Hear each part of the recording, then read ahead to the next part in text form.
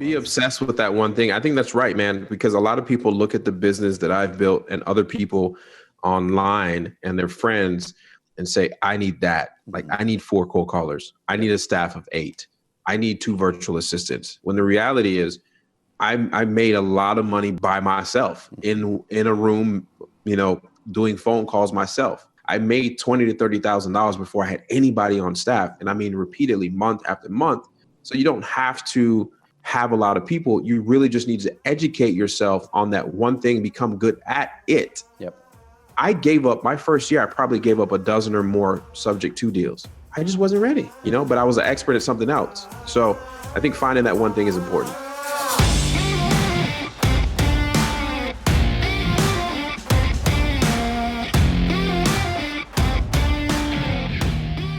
All right, so on this episode, we got a very good friend of the Carrot family, Maxwell.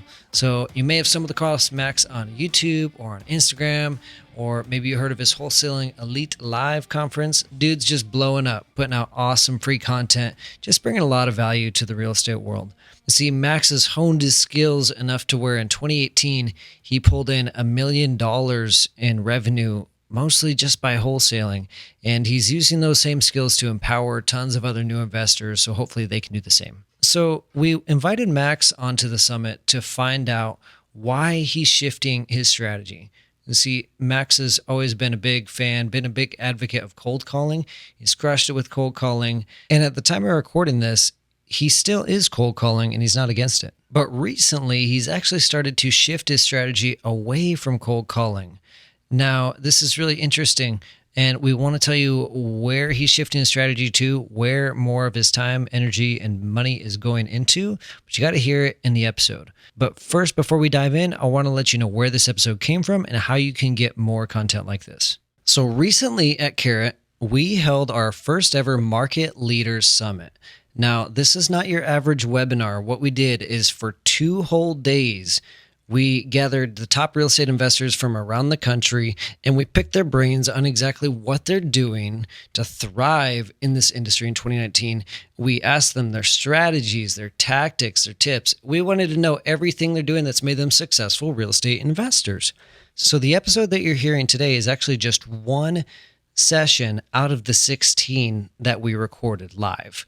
If you want to get access to the rest of the sessions for a limited time of 50% off, head to carrot.com/summit where you can grab all of the recordings for 50% off and have lifetime access to them. Now in the summit, we had Maxwell, who did over $1 million last year in wholesaling alone. He's given away his best strategies. We also had Dave Brown, who is pulling in multiple 6 figures 100% from SEO. We had Christina Kraus dropping absolute knowledge bombs on direct mail and everything she's doing to make direct mail work for her. You see, day 1 of the summit was all about leads. How do I get more leads? How can I close more deals? Day 2 was about how can I build a business for freedom, flexibility, profit, and impact? How can I really build a business that sets me free? Systems, hiring, everything else you need to know. So head to carrot.com/summit to get the recordings while they're still here. Enjoy this episode, and we'll see you in just a bit.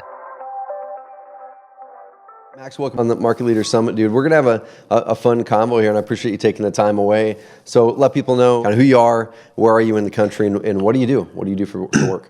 So my name is Maxwell. I basically run a mainly wholesaling operation that flips every now and then. I'm in the Triad area to North Carolina, so Winston-Salem, Greensboro, and High Point. I started this business roughly a little bit over 2 years ago in October of 2016. September 28th was my first contract. And since then, I've just been steady at it and trying to grow every single day. And I learned every single day in this business. So far from a guru, more of a guru. And I have a YouTube that I started sharing my journey as I grow my company a little over a year ago. And it's doing pretty well. Dude, I love it. So where can people, let's get this out of the way fast. Where can people follow you on Instagram and YouTube? And then we'll dive into what your year looked like last year. I know you guys cracked that 7-figure mark. And then what are we doing this next year? So I'm on Instagram, The Real Maxwell. You could just search Maxwell somewhere and I'll pop up. I'm everywhere. So just search my name, Maxwell, and in either Instagram or YouTube and you'll find me. I love it. So, shoot, it was September. You were out here at Carrot Camp. You and Tony were out here.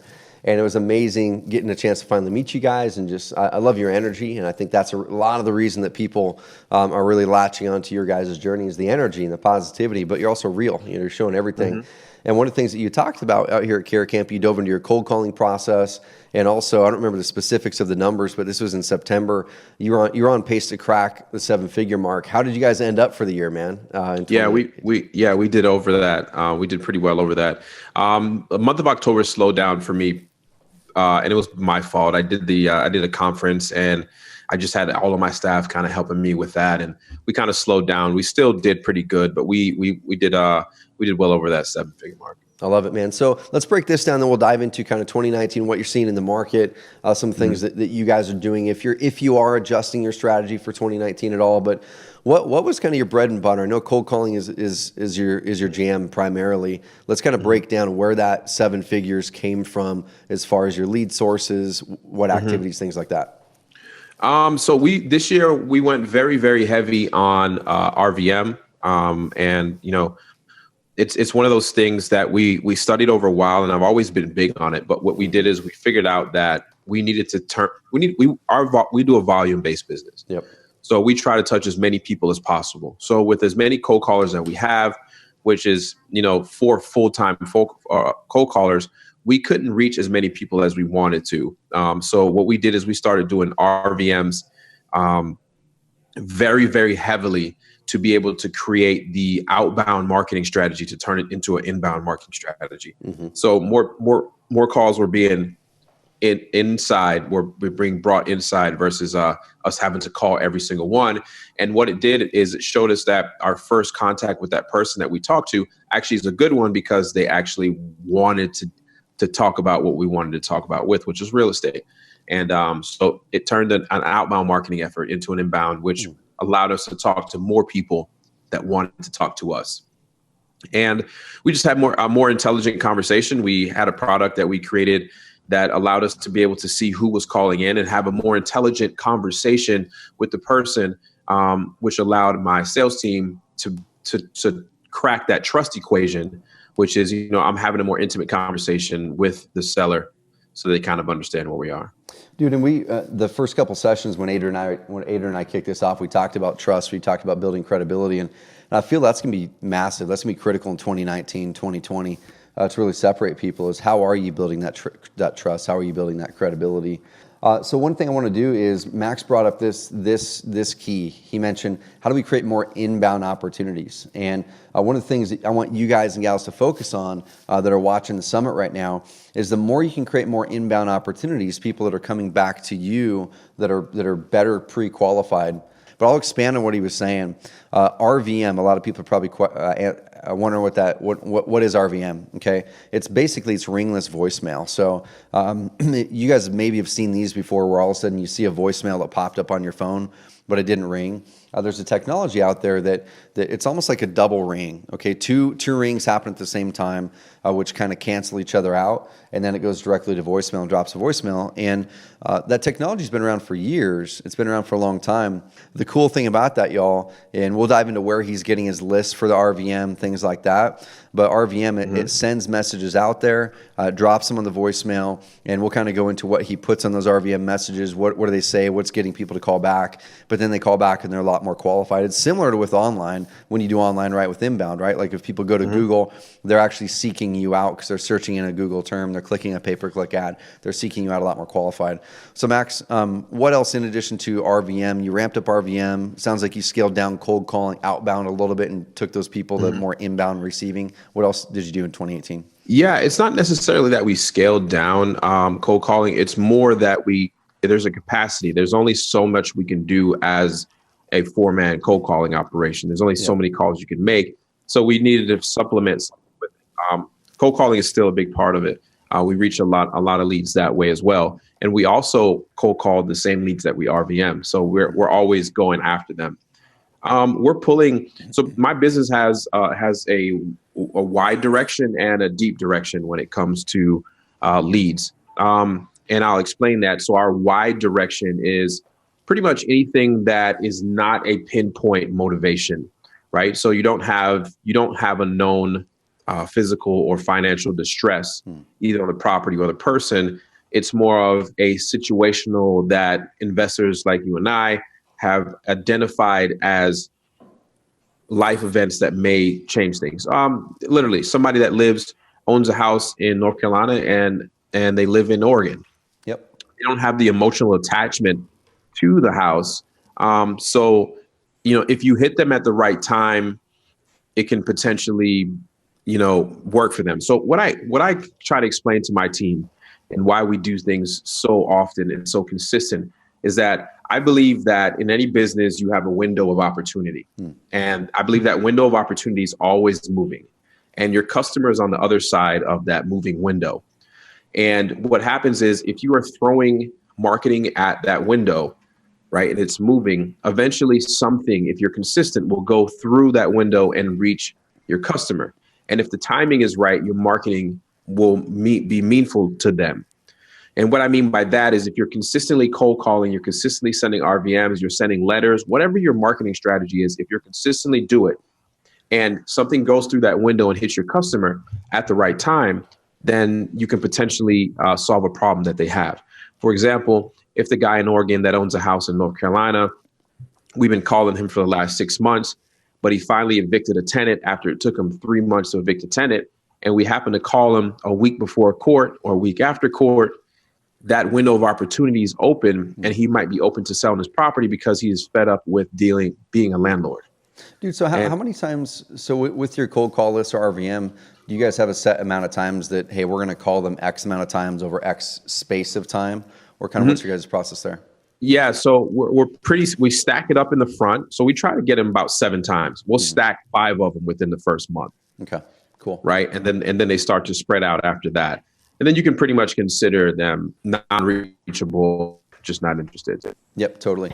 Dude, so I want to kind of dive into, I guess let's close this gap too. I know you're a Carrot member, and the way that I look at online usually is this right here, is you've got the inbound online side of it. That's where you're going to get some of your highest margin, biggest deals out of the online side of it. But the volume comes from cold calling, direct mail, a lot of those other sources. That's where your volume comes from. So where is online playing in your overall strategy? With plays a big part. I mean, I've been a Carrot member for over 2 years. I actually started the day I got my first deal. Yeah. I think for me, online pays a big presence. I'm a web guy. I like internet. I like that stuff. And I know that customers that are looking to solve an exact problem go out and search it.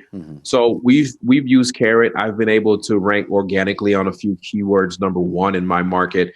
Some of the ones that are doing well by simply following posting the blogs on a regular basis that you guys create for us to put content on the website. And it helps. And I also spend a lot of money on PPC, which drives traffic to that. It's very competitive, but it works. It ends up working itself out. And that gives me the present. Actually, I'm actually going to the concierge package right now to upgrade my website. Yep. But it's good to have a web presence because it gives you that instant credibility with somebody that is searching to solve a problem. It's no different than any other business. Like if I was a doctor or a plastic surgeon, and if I had a great website with great testimonials, great before and after photos, and I look like I can solve their problem, it just gives me a greater opportunity and allows me to hack that trust equation with that potential customer or the potential client that may need me to solve their problem. 100%, dude, and that's where it stacks on too. And I want to just reiterate this to people. And it's not because we sell a system, of course, that has websites as the core part. We have the company does what we do is because we know that that's such a critical part of all marketing, no matter if you're a plumber selling chairs across the street or a real estate investor or agent. And so make sure that website, I'm not going to stress it too much, guys and gals, but make sure you've got the credibility built out, like Max said, a good about page built out, good, clean, clear, simple branding. So when you're doing those cold calls or RVMs, make sure that, if people are going to Google that phone number, that the phone number is something that can pop up your website and they can find you and build credibility. Is there anything else? Go for it. That's great too, because what we do is sometimes when we cold call and RVM people, obviously it's like, how did you get my number? It turns into something weird. And then it's like, hey, how do I know who you say you are? Well, go to our website. Yep. Check us out. Look things up, veteran owned company, blah, blah, blah, all that type of stuff. And we put it out there. And that's helped me seal some deals by having that credibility online, because a lot of people look at a website as credibility. And we run a lot of our Facebook ads back to our online presence anyway. So, I think for me, online is very important in my market. Is it necessary to succeed in this business? No. Yep. Do you want to give yourself a upper leg for $100? Why not? 100%. 100%. Dude, so let's look forward now. Are you guys seeing any shifts in I know you're mainly in North Carolina. You were looking at expanding out of the other markets last time we talked. Are you guys seeing any type of adjustments or shifts you're having to make in the market? Is it not really changing much for you? What are you seeing? So I believe the North Carolina market, where I am in the Triad, has not have much of its ups and downs in the sense that we don't see too much of the high part like your Charlottes and your Raleighs, where a lot of people are influx are coming in from out of town. Our prices have been better. We're still selling good deals in 24 hours or less. So I don't see that being a problem right now. You are seeing less cash buyers that consider there's some cash, and more people that had to borrow money are doing less. Gotcha. The guys that buy on yield and ROI, they're still buying the same way. It doesn't matter. They have a long-term goal. But the guys that were borrowing hard money are slowing down a little bit. But I think our market's pretty steady. My last 4 flips has sold in less than 3 days on the market. So it's a still hot, good market as long as you put out a good product and you bought. I think that's the main thing, is you buy correctly. Yep. And if you buy correctly, whatever that correctly means, you'll be good. But as a wholesaler, I haven't seen much of a slowdown, really. I think we're still just solving problems, and true cash buyers are still buying. Cool. And that's one thing too, dude. Like even if a market does soften or normalize or correct, oftentimes those true cash buyers are going to come out of the woodworks more because there's stuff is on sale more. Yep. So what are you guys doing to build a relationship with cash buyers? Kind of where are you meeting them? Absolutely. That's what I say. Oh, sorry. A lot of it is being in the market and being very active. If you're active in this market, I think in any market, and people trust you and your name is out there, and that's why it's important to brand yourself as well as brand your business, because I get business and people refer me to other people that are interested in buying property. Might be their first time, might be their second time, but people that have these self-directed IRAs, people that have corporate money sitting down that they want to do something with. So I get a lot of referrals.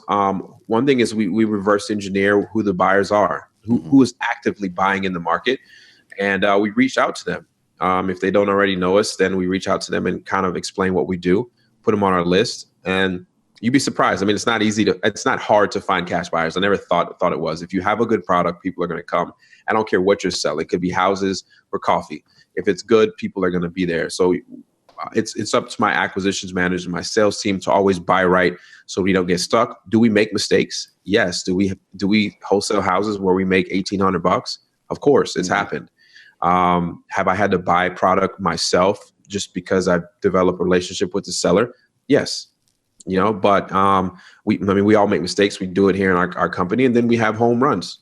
So I think it's the market's great. I don't see the slowdowns yet. Yep. I know it's coming, and I'm hoarding cash and waiting for it. Dude, so that right there is something I want to make people point out. So this is a great opportunity. We're going to talk about it with Jason Medley with Collective Genius tomorrow and some other ones where if you have cash, right now is a great opportunity and a time to start to pile that cash up a little bit because some things are going to go on sale over the next year, 2, 3 years more than they have been previously. And when you start to look at times when real wealth was built, it's usually when there's a pullback, So yeah. I'm pumped that you're stockpiling some cash there. Dude, completely going to take it to a different direction. When we were out here, you were telling us, or when you were out here at Carrot Camp, you were telling us about the rodeo. The rodeo star that you guys sponsored. I saw him on Instagram the other day, and I think you posted it. And I saw he won one up in Canada or something like that. Yeah, so he's actually going into this weekend. We were just in New York City at the Madison Square Garden. They had the bid kickoff for the rodeo, the PBR, and he was ranked number 2 in the world at the time. He didn't have the best weekend, so he's still ranked number 9. But I actually have two. We have two riders that we manage, agent and sponsored through the event, and it's fun, man. It's just something different. I think being a part of the PBR is excellent. And it's crazy. I found him on YouTube. I fell in love with the story on YouTube, and I met the guy in August, and we've been rocking ever since. Dude, so the reason I want to bring that up, and we're going to talk about this a lot in day 2, but I want to kind of inject this in here before we kind of go in and break down. We'll break down your RVM process and all that stuff here in a bit.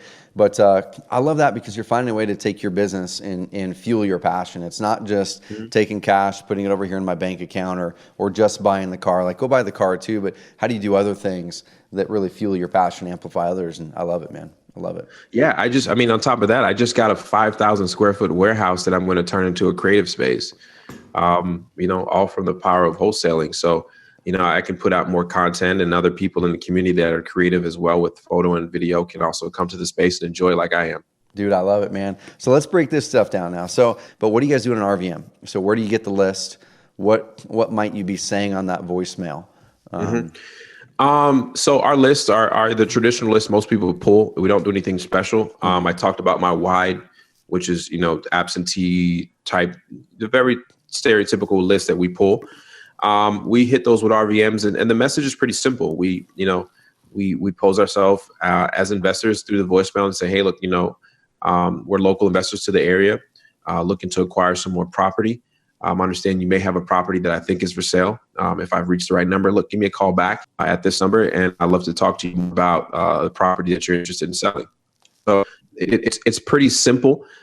It's straightforward, and what that allows to do is to be able to have people inquire once they hear that voicemail, if they're interested in our product, then they're going to call us. And that starts the dialogue. And then that's when the sales team actually takes over and they start to massage them with questions and scripts and just their style of doing things. Yep, I love it. So that goes out there. How many are you guys sending out at a time? Is it you send them out every single day, or do you go, hey, once a week or once a month we're sending these out? Kind of what's your cadence? So I'm growing right now. So as I'm growing my sales team, it's going to be more frequent. Right now, it's between 2 and 3 times a week at a set couple of hours each. And these are handled by my in-house team, which is just a couple doors down from my office. What they do is they get the inbound calls that we sent out that is actually going out right now. And what happens is between now and 5, they're going to be receiving a lot of these calls of people that are coming that listen to the voicemail. And they're just going to be massaging them and then seeing if they have anything for sale. But we have in the morning, my team does outbound. They're responsible for 40 calls on the outbound. That creates some, and those are my deep lists. So those are not my wide people. Those are people that we have pain points already identified, tax foreclosures, pre-foreclosures, things that really, really, we know there's a pain point, some type of financial or physical distress. And that team does that in the morning, and in the afternoon, they take care of RVMs. And it's kind of a cycle, right? And then it creates this crazy pipeline for them. And then they just round robin the leads. And if they talk to that person, they'll always be rerouted back to that person if they ever call back. So the person has a relationship with one person versus feeling like they've spoken to the whole team. So as I grow, I want to be able to start dropping it daily. Not doing it right now, looking for a few fine, good salespeople to be able to join the team. And once I do that, we'll do it daily. And the reason why I need to do it daily is because we're now expanding and going to the other markets. We talked about that before. Yep. I'm hitting a whole different state that I've never been to before to do this. And then I'm expanding within North Carolina as well. Dude, so if you don't mind, I mean, we can go as deep on this or as light on this as you want, but going into other markets, that's something RJ Bates from Titanium Investments down in Dallas. They're in 6 or 7 markets. This last Very year, familiar with him. Yeah, dude, he's amazing. Him and Cassie are amazing. They did, well over 100 deals this past year, and they walked through their strategies. Going to be in day 2 on why they went to different markets, how they picked them, things like that. Kind of, what's your strategy? Why'd you pick those markets? Share the markets if you want to. If you don't want to, that's fine. But then, I won't reveal them yet because I want to reveal them in something to show how I picked them. But the reason why I go into a market is I talk about. I try to find what's the lowest hanging fruit, right? And that's the thing. In my market, I'm willing to go so deep. My home base, I'm willing to go so deep. I understand the market like the back of my hand. These other markets, I'm literally trying to pick the lowest hanging fruit available because we have some very advanced marketing tactics that I don't need to spend a lot of money to go into a new market. So first thing, we identify a new market by reverse engineering how many cash sales are happening in that county. And then we literally narrow it down to the top 7 to 10 zip codes. That's it. I'm not going any broader because I don't have physical boots on the ground as if I am home. I don't want to overextend myself by getting things that really just make perfect sense. So we're literally buying what they call like the unicorn deals, the things that I don't have to have so much market knowledge about. Is that, hey, look, if I can pick up 3 more deals a month in this market, and those 3 more deals might cost me $3,000, $4,000, $5,000 extra in marketing, but can yield me anywhere from $20,000 to $30,000 more in the revenue, then that it's a no-brainer. And we won't really go deep on the leads as far as, the margins like you can do, like it's your own backyard, because you know you have the buyers. We'll literally pick the lowest hanging fruits. We'll solve their problem, and we'll pass it on to an investor that's willing to, score a touchdown with whatever they want to do with it. Dude, I'm excited for you guys because same thing. We've heard from a lot of people, different markets are getting more competitive, but that's not a bad thing. And I think people need to shift their strategy sometimes. They can go deeper on a lead set, like you had mentioned there, go deeper on it, become an expert in it, start to stack on some other types of marketing so you can go wider in that market as well. And then the next thing is, now how do we take what we've already perfected in this market, like you said, identify markets where we can use our best stuff, pick out the low-hanging fruit, and two or three others. So as other people might be diving into your market more and more, awesome, that's great. You just be the expert in certain things, but then go broad and start to stack on more. I love it. Yeah, and I kind of brought that in upon myself by revealing so much about myself on YouTube and stuff. There's a plus and a con to it. There's more people in my market. I don't really see them as competition because we all work together to get solve the common problem, which is be able to wholesale and eventually stop all foreclosures that we can never stop. But going to other markets allows us to see if what we actually know how to do is actually real. Is it working here, and can it work there? And if it can work there, can it work over here? So eventually you develop a model where you can then eventually pick off 4 or 5 good markets and create a multi-million-dollar wholesaling operation. And then that's kind of the direction that I want to go with it. Dude, you mentioned something, and I think a lot of people aren't going to pick this up. One thing you just said in there was it's almost like mission-based stuff, right? You said we want to prevent as many foreclosures as we possibly can in our market. And I remember is Carrot Camp, and probably before that too, when you were out here, where you guys had mentioned something to the effect of I don't know if this would be like mission, but you're like, hey man, we want to reclaim as much back tax money for the county as possible too. And that's something like in different words, but where you're almost known in that county government, where like this guy has reclaimed X amount, like $1 million in back taxes for us.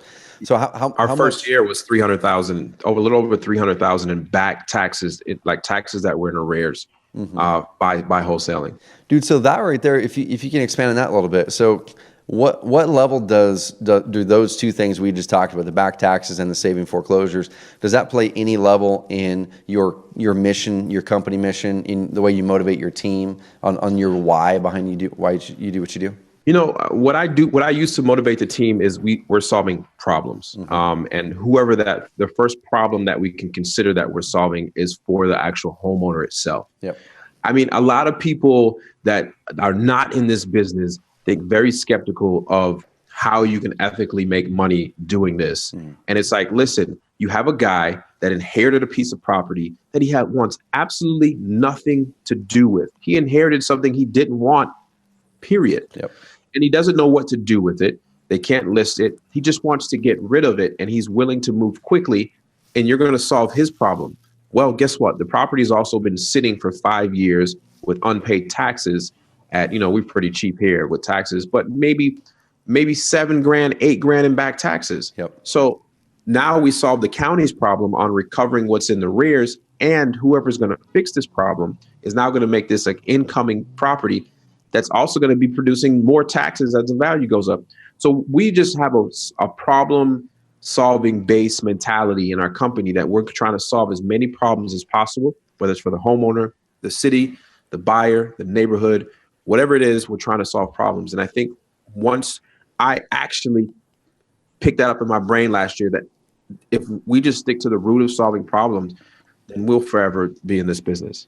Dude, I love that. And I want everyone to take a note on that. On that the left side of the piece of paper that I showed you guys, the takeaway side, I want you to add a bullet point on the takeaway side is what's another level that you can add to the way that you add motivation, add communication to you and your team around the important way you can solve problems, the important way you can add mission and purpose behind your business. Because when you get up in the morning, there's two ways to look at it, right? Like one way is we're just gonna we're gonna count leads and count deals and look at all these metrics.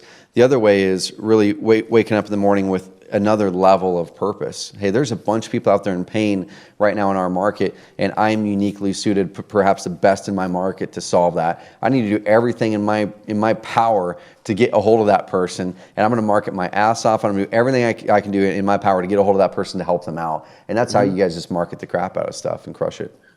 Yeah, I mean, and that's kind of how I became an expert at like the tax law on how the foreclosures happen in the state.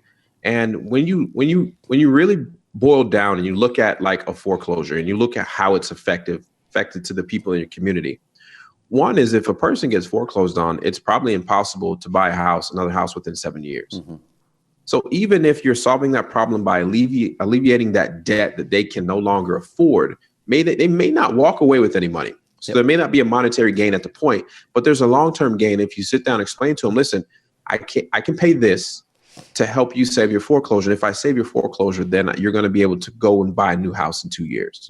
You're going to get back on your feet. You're going to go get a new job. You're going to be stable again, and you're going to go buy a new house in 2 years. If we can't complete this deal, the other option is you won't be able to go buy a new house in 7 years. And here's the thing. You know how many people go through foreclosure, get the letters, and just walk away from the house, and the house is not foreclosed on for a year later? It's very common. I think because of the lack of knowledge of home ownership, you don't know your rights, you don't know what's right or wrong, and we try to educate people on their options other than just walking away and not receiving anything. Dude, there's options. I love it, man. If we can do this, if this is cool, let's break down the systems you use, because a lot of people are. Someone hit me up directly. He's like, "Hey, what does he do for this?" So, if we could, let's break down the systems you use. I know you use Carrot for your online presence. You drive PPC there, like you mentioned. You drive your Facebook traffic there. You're going through the concierge program right now to dial in the visual of your site even more to stand out. What do you use for the RVMs and the whole cold calling side of things? RVMs. So before, what I used to use for RVMs was slide broadcast. And one of the reasons why I had to develop a new product that was more advanced than slide broadcast is it did exactly what RVM was supposed to do. RVM, ringless voicemail.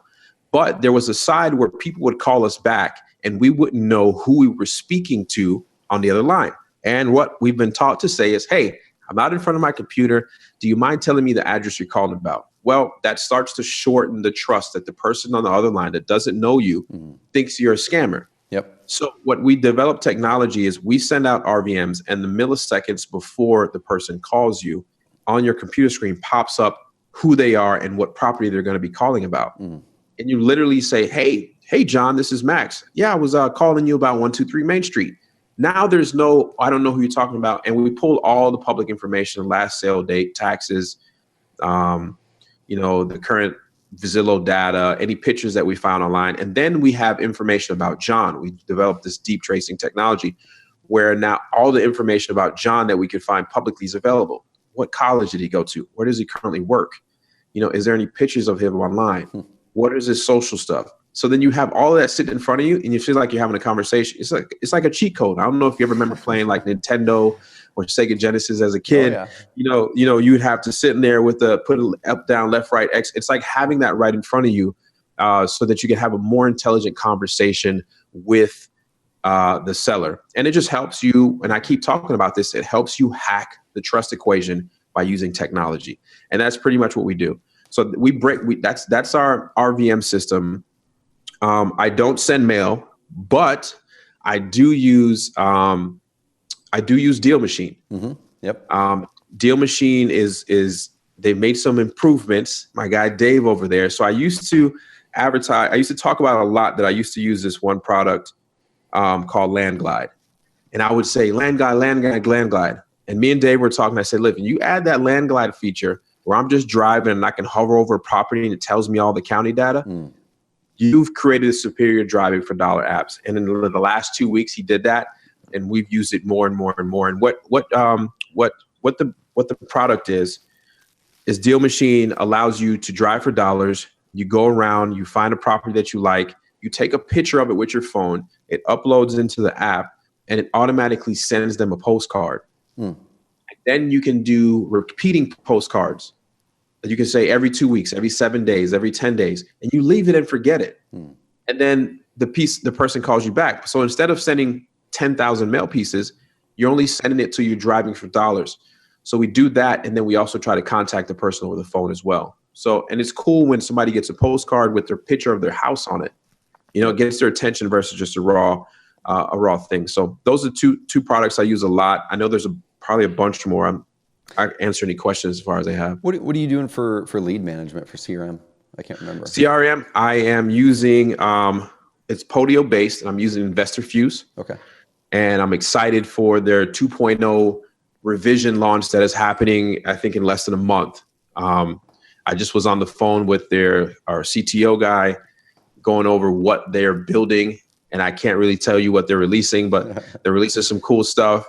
And so I'm on Investor Fuse 1.0, and I'm going to be switching over to the 2.0 system here very shortly, which is off of Podio. Yep.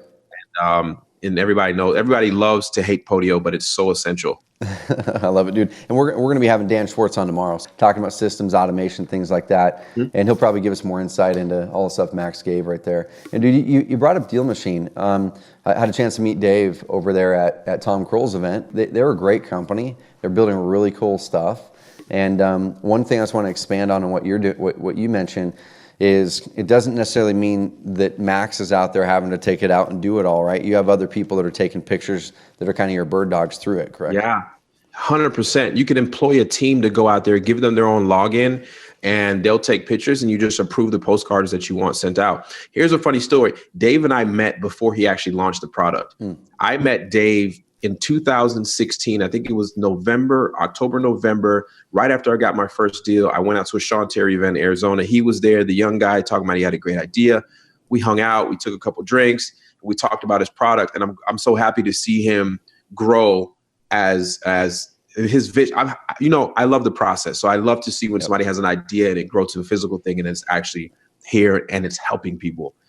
So congrats to him, but it's a phenomenal product. Dude, you talked about the process. That was one of the coolest things at the event we were both at in Asheville, North Carolina. Your talk was all about your process, and that was so cool because I know we had a chance to sit down in this office on the orange couch over there. You, me, and Tony, and kind of go back, years all the way back to like 12, 11, 13 years old, and kind of talk about your guys' process. If you guys want to, we'll find it and link it up in the questions panel, or just go to our YouTube and look up, Max and Tony, or you'll see it in there. There's a really cool interview where we sat down and walked through a good hunk of it. But you took it even deeper at that one, and there were some really cool mindset shifts in there because you had some spots where where you were pretty in some low spots, and you climbed out. Let's toss this out to people where if someone's entering 2019 and they're in a low spot, they're not where they want to be. They're not at the apex, or they're not climbing up. What's some of your advice that you would give some people if they are at that low spot, how to get back on top? For me, I took a big hit in 2015 and 16 business wise. I've been I've been an entrepreneur for a long time, serial entrepreneur. I've had a lot of failures. A ton of them. Things that people probably will never hear about. Listen, I had a booth in the mall one time. So it tells you I've done a bunch of things. But the one thing that changed for me in the last 3 years was my mindset. Really changing who I'm hanging around, start changing my pattern of my day, started looking at things that I thought was normal and started challenging what's the normal. And what are you willing to sacrifice? Because I hear a lot of people say they want it. They're tired of being sick and tired. But what are you willing to sacrifice at the moment to get what you want for the longevity? And I think that's an important thing, man. At 30 years old, I moved back home with my mom. That's a difficult thing to do at that age, especially because your 30th birthday, you're starting to feel like, you're supposed to be somewhere. I don't know who put that rule out there, but it's not real. It's not, is it, Trevor? It's not real. It's not at all, man. It's not. And now that I'm 30, I'm 34 now, I feel like I am 21, to be honest with you. So life is a lot better with money. Obviously, we both know that. But it's the mindset thing and tricking yourself to believing what is normal. Giving up the sacrifices, man. I spent, not that you have to not sleep, but I spent a lot of long nights figuring out this business. licking postcards when I first started, or, envelopes, and really learning. Like, I spent so much time learning the tax code, and anybody knows me, I'm dyslexic. So I had to read not only small print of the general statute, but I had to read lawyer talk to actually understand what the tax code and what you can and can't do. And I educated myself on that one problem, fixing that one problem. And if you do that, and I tell people that a lot, get in this business and learn how to solve one thing. And if you learn how to solve that, you're going to be successful even in your own right. I mean, listen, an extra 10 to 20 grand a month is very, very great, in America, and anywhere in the world, actually. So mindset change is a big one, man. Dude, I want to dive into this a little bit more, and then we'll kind of switch back to a couple investment tactic things. And if there's a couple questions, let's see, it's something they created. Yeah, so we'll answer some of the questions. We'll leave some time for some questions at the end with Max, where people are putting it through the questions panel on our live stream page. If you're not on our live stream page right now, y'all go to carrot.com/summit/live, and you can see the live stream page. That's where all the resources are. That's where the chat box is. But one concept that I like to talk about a lot, because I had to go through this, is just-in-time learning versus just-in-case learning. And when I find people struggling and they're not in the spot where they want to be, but they're working their butts off and they're putting in 40, 50, 60 hours in, it's usually because they're learning the things they don't need to know right now. They're going crazy broad, right? They're like learning everything they could possibly learn. There's analysis paralysis in there. But like you mentioned, look at what is the one thing you can be an expert in. It could be like Max did. I'm going to be the expert in my market. I'm going to be the expert. I'm going to know the the assessor's office better than anyone else. That's part of it. Or maybe I'm going to dig in. I'm going to crush the SEO side of it. Like you're going to hear this afternoon with Dave Brown and Tyler Ford. They just said, I'm just going to learn one thing. And then you can stack on things later. And they have an amazing business just doing SEO. And other guys are like, I'm just going to do PPC. And then they stack something on. So make sure you guys learn one thing you could be an expert in this year. It's not going to take as long as you think, like a quarter, 3 months. Be obsessed with that one thing. I think that's right, man, because a lot of people look at the business that I've built and other people online and their friends and say, I need that. Like, I need 4 cold callers. I need a staff of 8. I need 2 virtual assistants. When the reality is, I made a lot of money by myself in a room, doing phone calls myself. Yep. I made a lot of money. I made $20,000 to $30,000 before I had anybody on staff. And I mean, repeatedly, month after month. So you don't have to have a lot of people. You really just need to educate yourself on that one thing, become good at it. Yep. I gave up my first year. I probably gave up a dozen or more subject to deals. I just wasn't ready, but I was an expert at something else. So I think finding that one thing is important. It is. And kind of relating to my journey a little bit too is with Carrot, we're a bigger company now. We have a couple dozen employees and multiple 7 figures in revenue, one of the fastest growing companies in America. But our first 2.5 years, we did one marketing strategy, like literally one. We didn't turn on a paid ad for 2.5 years into this company. I'm not saying not to do that. I'm just saying that's awesome. I'm just saying we're just going to focus on one thing, and we got really good at it. And then we're going, okay, now that we got good at this, there's some systems. Now let's amplify it. Now let's amplify that, and that's how you scale up and you start to build the team. So let's transition to team, so people have a context. What does your current team look like now? I know you've got remote employees. What does your current team look like right now? So I have 4 remote employees. One handles strictly all the inbound calls we have from leads on outbound marketing, except for RVM.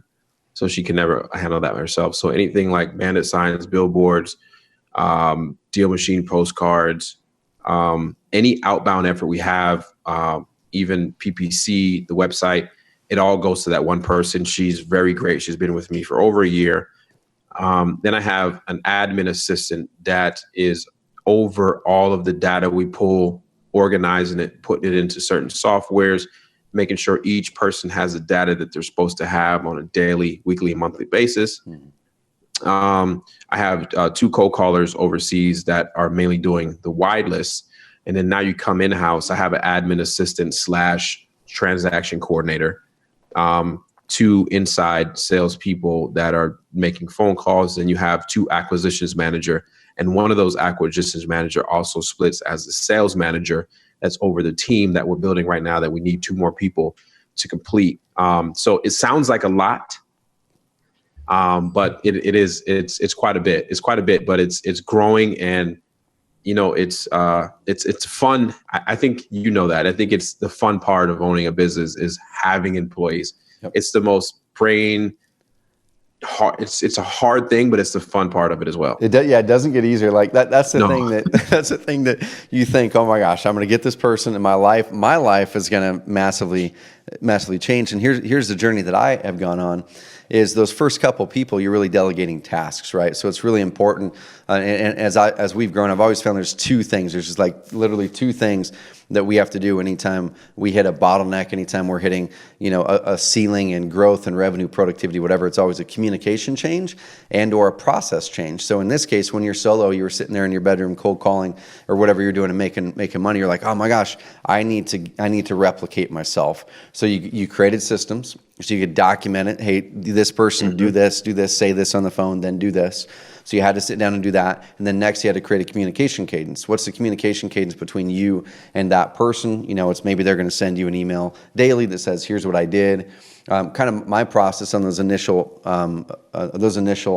VAs and stuff like that is I want a daily email from them. I want the email saying, here's what I did today. Here's the questions I have, and here's roadblocks or bottlenecks I have. Here's what I did today. Here's the questions I have.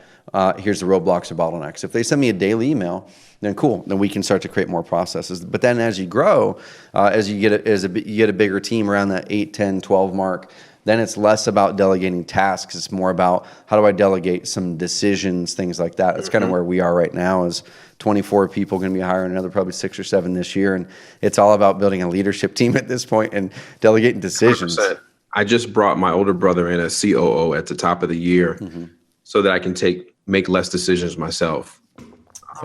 And that's part of it too, to have somebody there that I don't want to make every decision, to be honest with you. And at that point, that's where you get freedom. So I always talk about the 4 things that most entrepreneurs look for in a business. It's like freedom, flexibility, grow those finances, and grow your impact. And Max talked about a lot of the impact he's already making through the following he's building. Man, I see comments all the time that you highlight in there where it's like this person says, I did a deal because I followed exactly what Max says on his free YouTube videos. And I love that, man. You're making an impact to hundreds of thousands of people, but then your finances are growing because your impact is also growing. And as you build out that team, y'all, and you build systems and you figure out that communication cadence where people can kind of run and it moves more slowly, that's where you get more freedom and flexibility. But you've got to be willing to put your head down during some of those phases where you're going to have less freedom. You're going to have less flexibility for a bit of time. Sacrifices. And that's where, to be truly transparent, right now, my company is going through a low. October was a pretty bad month. December was, pretty, it was okay. It was better than October. But right now we're going through that growing stage. And I know that I have to sacrifice some revenue right now in order to grow because I'm implementing new people, new tasks, new SOPs so that I can free up some of my time and eventually take it beyond the normal numbers that we were doing prior to growing. Dude, I'm gonna take that and I want to say an analogy to people. And if you're not paying attention right now, if you're distracted, come back because this right here, piggybacking on what Max said, is going to be a big deal for you. So what Max said was at points you've got to pull back, you've got to sometimes go down before you can go up, right? And I think a lot of people, we always think it's this continual ride up. We think it's this continual ride up where it's always like this. And imagine this. So you have a seed. Okay, you take a seed, you have a seed. In order for a seed to become a tree, what does it first have to do? In order for the seed to become a tree, you plant it in there, you put the dirt over the top of it, you put water on top of it. The first thing a seed does usually is it goes down first and then it starts to come up. Okay, the seed sprouts down, starts to go out, the roots start to go out, and then it starts to go up. So only can the seed can't transform into something new until it goes down first and then it grows up. So now let's picture this. The tree's growing, it's got the strong roots. It transformed from one state to another. It transformed transformed from a seed into something completely different, but it only did that by going down first and then up. You got this amazing tree. There's a nest up there, okay? There's a nest up there, and there's a bluebird or whatever up there in the nest. And it has some babies. The eggs crack through, and you've got these amazing, beautiful bluebirds. And the babies are sitting up there on the top of the nest, and the mother's out there fetching worms, coming back, feeding it. And one day, that darn bird has to then fly on its own. And it stands up, it sees out there, it's like all nervous and how it's going to make this happen. And eventually, when it's ready, it jumps out of that nest, and it goes down, it goes down, it goes down, starts flapping its wings, starts figuring out, okay, I'm getting this, and then it goes up. And so the only way, if you're looking to grow in 2019, y'all, like Max said, even if you're successful right now, you might have to pull back a little bit. You might have to pull back for a month or 2 months to create system and to get the right people on board. You might have to pull all of your marketing back for 2 weeks to retool things. You might have to, dial in your website or whatever it is. If you're not where you want to be right now, you might need to make an investment, a money investment, a time investment, where your freedom and flexibility gets taken away for a bit of time, so you can focus on learning the skills that you need, or where you make a big investment money-wise, where your bank account goes down, you learn the right things, you get the right systems, you get right around the right people, and then it grows and expands. And the same thing happened to me in 2012. I was making low six figures, net, and pretty decent. I remember this would have been 2012 or 13. My taxable income that year is probably like 30 something grand in 2012 or 13. Before that, taxable income was 180, 170, 225. My income took a hit, but I did it on purpose because I trimmed the tree, man. I pumpkin planned. I'm like, I'm trimming everything off this vine except for one thing, like Max said. I'm going to focus on being good at one thing. And I'm okay with my income going way back. And I'm going to focus on one thing, and I'm going to be insanely good at it, the best in the world at it, and then I'm going to grow it. And it grew into what Carrot is today and some other things. So don't be afraid to invest. Don't be afraid to go backwards before you can grow up. Don't be afraid to go down before you can go up, y'all. But Max, I'm going to use that. I was thinking of a picture to somebody draw and put it on a canvas for me. That's perfect. So let's transition to this. We have a few minutes. You should use that at Wholesaling Elite Live, man. So absolutely. When is that event? So people know where they can meet you. And when's the event? Where is it? So quick backstory. October, I did a Wholesaling Elite event. We call it We Live 18 because it happened in 2018. It was 430 people in Charlotte, North Carolina. We had a blast. We learned everybody. People from there are growing. People are producing money now. I put together some of the biggest gurus in the country. And I say gurus on purpose because they're not known professional speakers. But they share their secrets. Scott Oots, he's got a $4 million wholesaling business, and he's there sharing stuff. So I bring all these people that I know personally from traveling and bring them together, and we all talk about wholesaling for 3 days. Now we're doing the new one in 2019 in March, Dallas, Texas. It's the largest wholesaling conference ever put on ever. We have the capacity for 1,500 people. We're going to only sell 1,200 tickets for this one. People can go get their tickets at wholesalingelitelive.com. It's pretty cool. It's going to be amazing. Got special guest speakers, so many breakout rooms. Believe it or not, Carrot's going to be a part of it. Trevor doesn't know yet, but we're going to really give him something because he's got so much value to add, and him and his company and his staff, he's going to be there. It's just amazing, man. I've never thought that 2 years ago that I can be able to put 1,200 people in a room to talk about something that I have passion about. Yeah. And 1,200 people would have the same passion I would have in this. So it's amazing. I can't wait to do this again, man. Dallas, Texas, they say it's bigger in Texas. So that's why we had to go do it there. Dude, and the reason it's going to be big this year, it's big last year for your first one, dude. And the reason it's going to be big is the word you just used, passion. People are attracted to that. And there's not too many, this isn't because you're on the line, there's not too many people in the entire real estate industry who can put 1,000 people plus into a room. And it's not because Max is the biggest investor in the world. It's because he's sharing everything that he's doing. He's sharing the bumps, the bruises, the wins, and people resonate with it, man. So I'm far from the biggest, man. I still call people the other day and ask them, how do I hire this person? How do I do that? This year I'm looking, personally, I'm looking to learn more about apartment complex investing.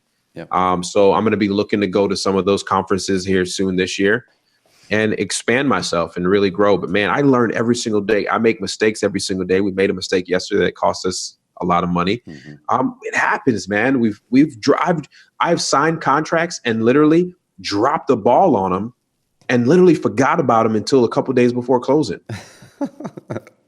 So we've done it. I mean, that's just in the last 2 months. So we're not perfect. I think anybody that is not human. And I think you guys should just go out there and do it. I don't know what stage you are or what your audience is right now watching this.